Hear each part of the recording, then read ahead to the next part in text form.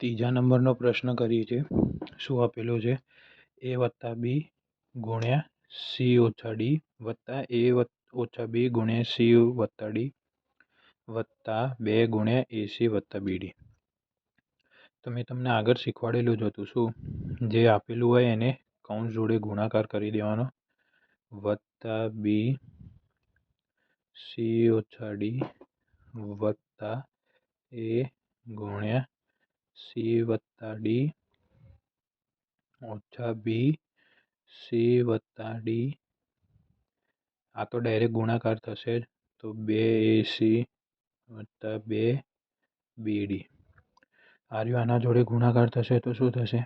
એસી ઓછા એડી વત્તા બીસી ઓછા બીડી વત્તા એસી વત્તા એડી ઓછા બીસી ઓછા બીડી વત્તા 2 એસી વત્તા 2 બીડી. બરોબર. હવે આટલું સાદુરૂપ અપાઈ ગયું. આના પછી હંમેશા એક વસ્તુ તમારે ચેક કરવાની કે જો કંઈ એકાદું પદ કપાતું હોય તો તમારો જવાબ આવવામાં સરળતા એટલી વધારે થશે. તો એસીવાળું પદ ક્યાંય કપાતું દેખાય છે? ઉપરથી એ તો વધતું દેખાય છે. તો શું કરવાનું? એક એસી, બીજો એસી અને 2 એસી, બીજા 2. તો કેટલા થયા?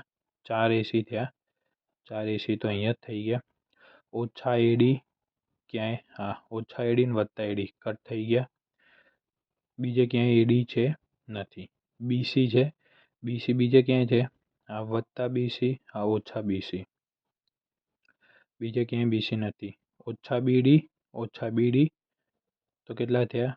માઇનસ માઇનસ પ્લસ -2 બીડી વત્તા 2 બીડી. તો કટ થઈ ગયા બંને. બરોબર. એસી અને 2 એસી તો કેટલા થયા?